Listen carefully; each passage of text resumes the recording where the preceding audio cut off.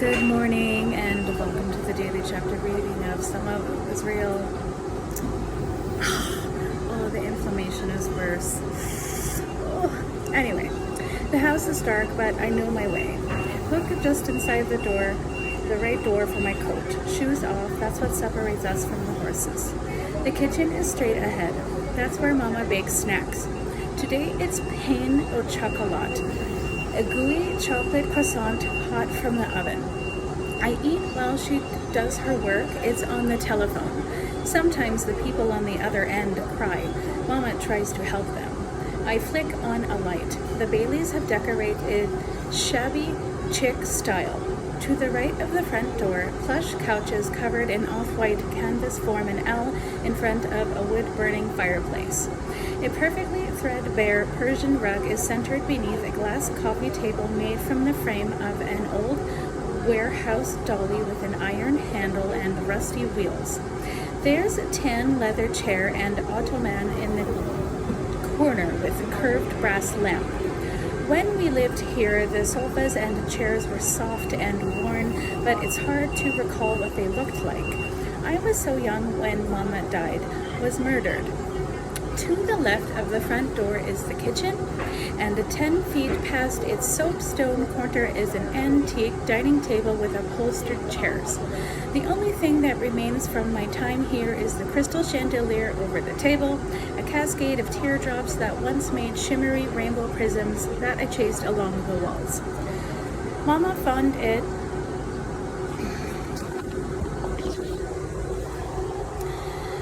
at the antique shop around the corner. It's similar to the one I bought for thousands and hung in my Los Angeles apartment. Come out, little bird, Mama says. Her voice is now rich, the words French inflected. And so I find the spot on the far wall and slide down it, curl on my side. I open the red door and Mama takes me back. She stands at the kitchen counter, carves steak, her long hair swept into a chignon. The meat is too red for me, so she puts several slices back in the oven, even though she calls overcooking it a crime. While we wait, I sit at the counter and play with the snow globe she bought for my birthday. A little Mama is inside it, and a little me is on a swing, hair in braids. When I shake the globe, little Mama pushes me and the snowflakes fall.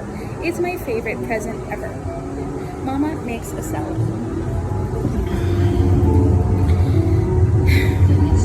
There's a knock on the front door. That's probably the woman. What woman? I ask. Mama tried to help someone who lost her little boy. Did you find him? Yes, but it was too late. She asked me to stop by. Go ahead and answer the door.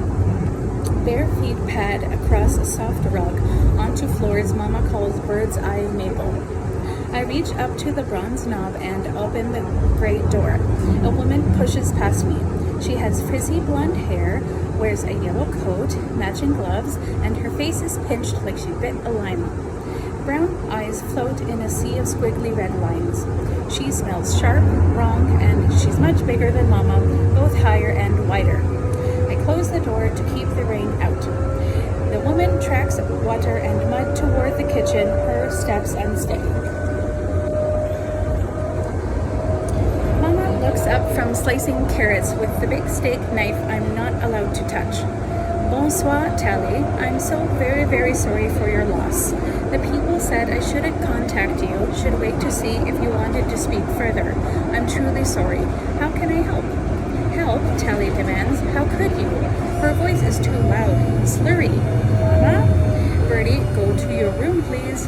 No, Tally snaps. Let her hear this. She should know what her precious Mama did. Donald was my only child, my only. How would you feel if someone told the police those disgusting things about your precious Bertie? I had to identify the body. I know everything that happened to him. Everything. Oh God, oh God, oh God, my little boy.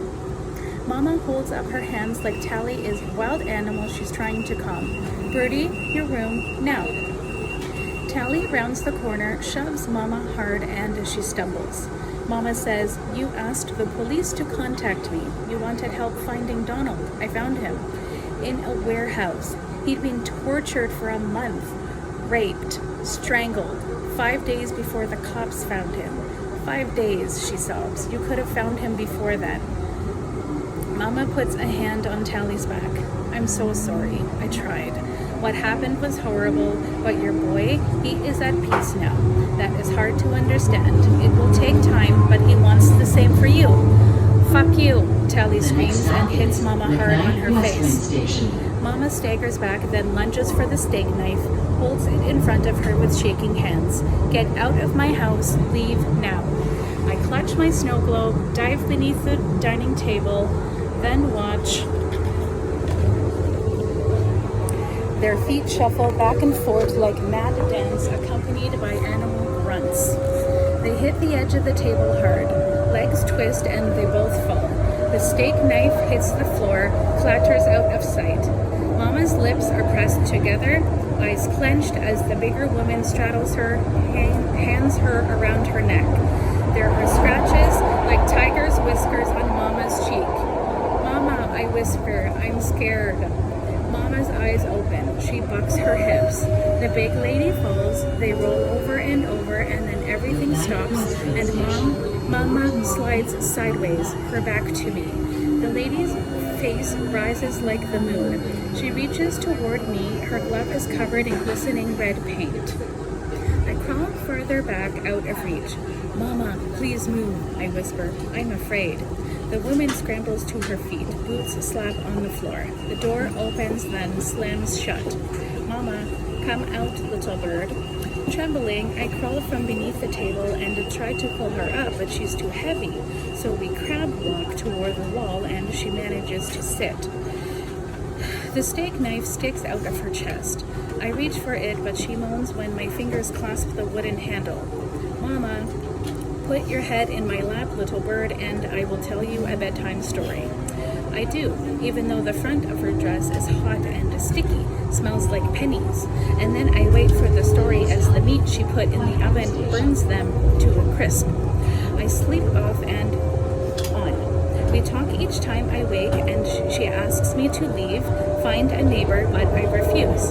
At some point, I realize that Mama is very cold and drag a chair to the thermostat, climb up even though I'm dizzy, and turn the dial just like she does when there's a chill in the air. Then I return to her side, lay down until finally, Mama says, it's almost time to go. Can we play questions first? What is something no one can ever take from you? She asks me this every night before bed. First a butterfly kiss, then the question. You, I say, and feel her smile. If you live looking behind you, what happens? You trip and fall down. Her laugh is a warm breeze like wind chimes. Why is it dangerous to answer some questions? This is a new one. I don't know. The truth has two edges. I look up at her. I don't understand. You will. Little by little, the bird makes her nest. Mama? A man and a woman are coming up the walk. My heart is not tugged too tight. Let them in. I grip her legs. I don't want to. Little bird? Yes, Mama? Je t'aime. I love you too. There's a knock on the door. Goosebumps rise. Mama? Don't be afraid. More knocking.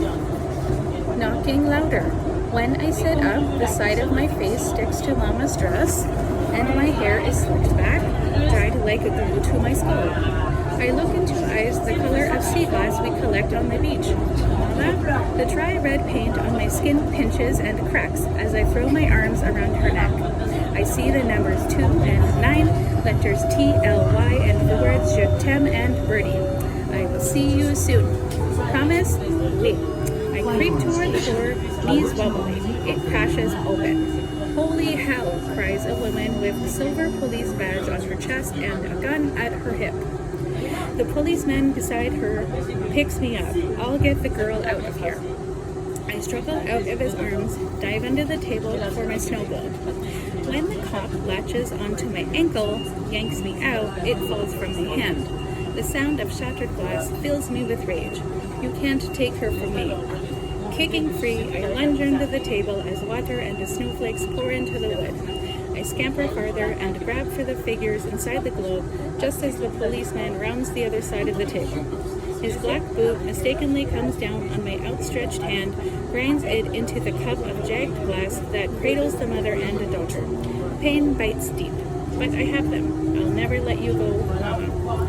I open my eyes in this house that is no longer my home. Knowing what happened here, that I was never abandoned, but instead much loved, that opening the gray door wasn't my invitation to death, but simply a child who obeyed Mama's instructions, that what followed wasn't my fault, that all of it matters but doesn't define me. I built an elaborate castle to hide a treasure that was never buried in sand. Mama softly says, the truth has two edges. I will wield it as wisely as I can. I will always be with you. I'll always be with you too.